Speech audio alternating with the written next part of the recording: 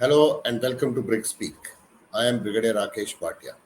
In today's episode, we will cover the second chapter of the prescribed book, The Chinese Political Work System. We'll try and find answers to the following questions. Mao said supremacy of politics must always be emphasized in armed forces. He also believed that ideology is more important than the weapon. In view of the above, what do you understand by political work system? What is the purpose of political work? And list the institutions responsible for carrying out political work and also describe the task of each as well as relationship with each other. While handling this question, we must understand what does the political work mean in a communist country and how does it differ from that of a democratic country. We also should know what is the purpose of political work and what are the institutions which are responsible for carrying out this political work and how do these institutions interact with each other. In future episode, we will learn that the Chinese ideology of keeping political work above the military training was flawed because a better armed, better trained, highly motivated Vietnamese army, which was much lesser in strength than the PLA, was able to hold the PLA in the 79 campaign. The second question I intend to answer is that Mao had an uncanny ability to learn lessons from each of his setbacks as well as from successes. Do you agree with it? Give examples to support or disagree with this assertion. The third question which can be asked is CCP and KMT joined hands to fight the Japanese. The outcome of this war on the CCP and KMT was vastly different. Recall how CCP used the occasion to strengthen itself and the KMT lost the opportunity. Before beginning, I would like to just inform that communism says that everyone should be equal and share everything that is available in this world. But that is not the natural instinct of any living being.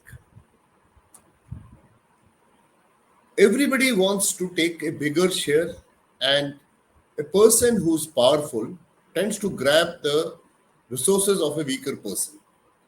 So, to make it work, we may have to remind people a lot about the communist idea of a classless society and that everything that is available in this world is to be shared. So, this is not a natural instinct of a living being. That is why constantly imparting ideological education ensures that the military follows the directive and leadership of the Communist Party. This also ensures quick mobilization of soldiers by carrying out political campaigns, and soldiers only are deputed to promote party policies, objectives, and initiatives amongst the masses. Constant indoctrination also helps in maintaining the discipline and morale of all ranks. This definitely includes supervision and process of rewards and punishments. The, the communist leaders felt that political work will ensure combat readiness and soldiers would be mentally prepared for combat and willing to sacrifice for the party and the nation. Highly motivated soldiers will also help in managing any crisis, which could be because of possible dissent or unrest within the military. That is why Mao said, our principle is that the party commands the gun, and the gun will never be allowed to command the party. He also said that in all work, the supremacy of politics must be emphasized. Let's now try and find out what does the word politics mean when we're talking in a communist country, and what does it mean when we're talking it in a democratic country. In a communist country, politics is the process of organizing society and governing the affairs based on Marxist, Leninist, and Maoist ideology. I have already done a episode on Marxist, Leninist, and Maoist ideology. The aim of politics is to establish a classless and stateless society where means of production are collectively owned and controlled by the workers. Whereas in a democratic country, when we talk about politics, it is the process of governance where the citizens participate in decision making through free and fair elections. It involves the competition of various political parties to represent the will of the people through elected reps. So the basic difference is that in communism, the politics means organizing society and governing. Whereas in a democratic system, the politics is the process of governance where the stake of the citizen of the government is taken into account. PLA is the army of the Communist Party. I had said it earlier also. So, whenever you are forming an opinion about PLA, just remember that unlike other countries, PLA is the army of the Communist Party. Its primary aim would be to ensure that the party continues to be in power. The political work also defines relationship between army and the masses, that people, leaders and the led, that is officers and the soldiers, and army and the army. When they are cooperating with another army like they had done during the second Japanese invasion, which took place in 1937 and continued till 1945. For this purpose, Communist Party member holds an important position starting from the lowest level, that is a squad, to the General Staff Department, which can roughly be equated to one of the important organs of the Central Military Commission. Now, a question can be asked, what does political work mean? Political work, it's the ideological and political education, guidance, and control activities conducted within the armed forces. This is to ensure that the soldiers adhere to Communist Party's ideology, they are loyal to the party and the state, and they uphold the socialist value, that is equal distribution of resources. Now, how does the political work carried out? It is carried out through political indoctrination, propaganda, and the soldiers' political attitudes and behaviors are monitored to prevent any dissent or disloyalty. Why is it considered essential? It is considered essential for maintaining ideological purity, political reliability of the military, as well as for promoting unity, discipline, and adherence to party's leadership within the armed forces. Why political work? Why in a communist country it is important to carry out continuous political work? The first point again is indoctrination.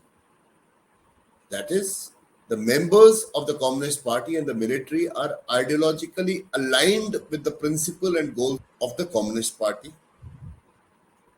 To maintain party control, at all times, political work is needed.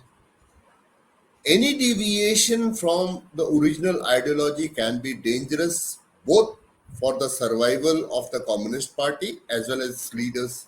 So it is to ensure that there is no deviation from the laid down ideological principle. It promotes social stability and a very important point, it also ensures regime survival. That is, by maintaining ideological control and suppressing dissent, the party can ensure its continued domination and perpetuation of its role. That is, forever it will continue to rule the country. Ideological training is so important that when a conscript joins army, 60% of his total time in training is spent on military training and the balance 40% is on political and cultural training. And political training is indoctrinated with the tenets of communism, whereas in cultural education he is told that the concept of middle kingdom and how Chinese culture is superior to all other cultures of the world. To summarize, I will recommend that the paragraph which is given in the yellow background, you should just memorize it. Overall, political work in communist states like China is integral to maintaining party control, preventing ideological deviation, promoting social stability, and ensuring the survival of the regime. It serves as a tool for consolidating power and perpetuating the party's dominance in all aspects of society. If you remember the exact words of what is given in this paragraph, you will be able to answer many of the questions on political work. Now, let's come on to what do the leaders think that the political work do. The military leaders of the PLA in 70s felt that the PLA strategic concepts, operational plans and tactical schemes will have an edge on effectiveness due to effective political work. And they considered political work as the means by which the party controls the gun. This political work was fine-tuned during the revolutionary struggle, civil war with the Kuomintang party, as well as anti-Japanese war, which the communist forces fought. During these campaigns, the system of political commissar was designed to infuse troops with revolutionary and nationalist fervor. Another way of looking at why political work, there is a political work which goes on in other armies also, but there is a difference. In other armies, political work is restricted to ensure loyalty of officers, or it can also be taught to officers to perform psychological operations against opponents. Whereas in PLA, political work system is to provide motivation to the troops. In Western armies, they consider political work violate the premises that armies and their leaders are apolitical. Whereas in PLA, it is intended to motivate the troops by giving them a set of ideas. Other armies, soldiers are motivated by appeals to common sense and basic hierarchy of needs. In PLA, the political work is defined as a relationship between the army and the people, and they urge the soldiers to behave properly towards civilian. It defines the relationship between leaders and the led and help create a bond of camaraderie between two individuals. It is also defined as the relationship between army and the enemy. Let's now look at the institutions through which political work is carried out. Before I touch upon this, broad look at how the PLA is organized. The highest governing body is called the Central Military Commission, under which we have military regions. Number of military regions have varied in different times. During 70s, it used to have 11 military regions. And today, we have only 5 military commands. Under military region, there are group armies, which can roughly be equated to our corps, under which we have divisions, regiment. When the Chinese call regiment, it is equivalent to our brigades. And then under regiments, there are 3 battalions. Battalions have companies, platoons, and squads. Similarly, under the military region, there are military districts and military sub-districts. Military districts are generally aligned with the political limit of a Chinese province, and military sub-districts are aligned with the counties. In addition, there is a local force militia also. The highest body to implement political work is Chinese Communist Party committee system. It is the ultimate source of authority. It provides guidance, directions, and orders to the institutions which are lower in hierarchy and obtains opinions, suggestions, and information from the lower institutions. In each of military region, group army, divisions, and regiment, there is a party committee. Party committee can have the unit or the military region or the group army's political officer, commander, deputy political officers, deputy commanders, director political department who is directly nominated by the uh, CCP committee system, and the unit chief of staff. Below that is the political commissar system, which is at battalion level. You see a double headed red arrow. Below that, all the institutions are the one where the political workers are in touch with the group. The political commissar is at the battalion level, at company is called party branch, and at platoon and squads it is called party cells. Under that is the cadre system. This is managed by the cadre. Now, who is a cadre? Cadre is someone who has authority over others. He has to be a member of the Communist Party and he is not an officer. So it is the cadre who is in touch. So similarly, the opinions, suggestions, and information flows upward, starting from cadre, going to party branch, to political commissar, to committees, to Chinese Communist Party committee system at the highest level. Duty performed by an individual, which may win party recognition, will help the soldier climb the ladder of assignment in the PLA. Good duty performance could bring increased responsibility, pay, and most importantly, party membership. And poor performance could bring criticism and could be dangerous or boring assignment being given to him. Now, in PLA, there can be 2 types of work. That is the political work and the military work. Now, how decisions are taken?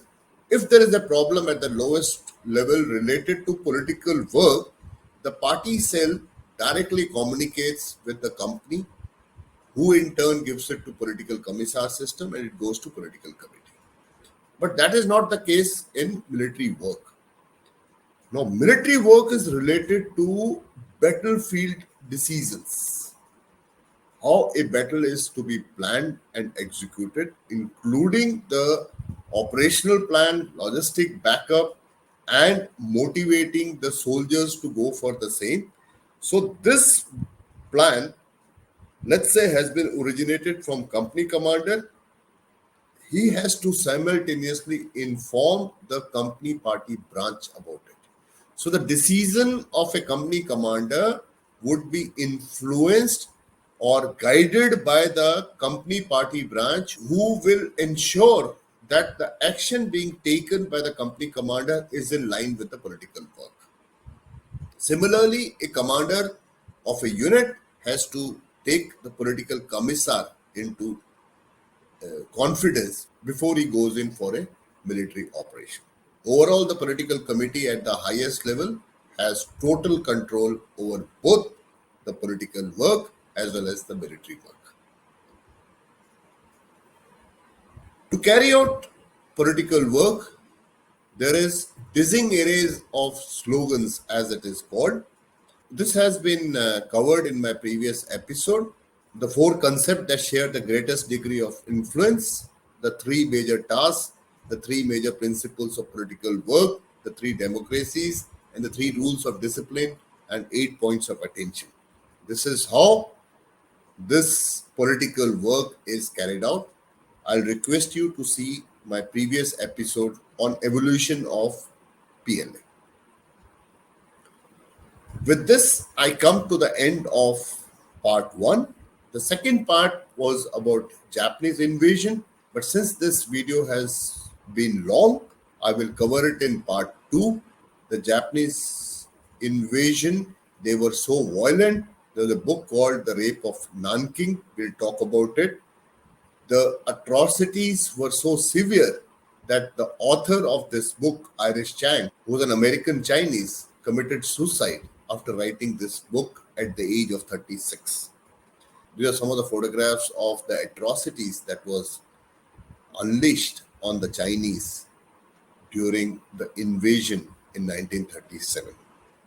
We will cover it in the next episode and find out the answer to the question that CCP and KMT had joined hands to fight the Japanese, what was the outcome, and how CCP used the opportunity and KMT could not use the opportunity and lost. With this, I come to the end of today's episode. I'll request you to like, share, and subscribe. Thank you. Work hard. Jai Hind.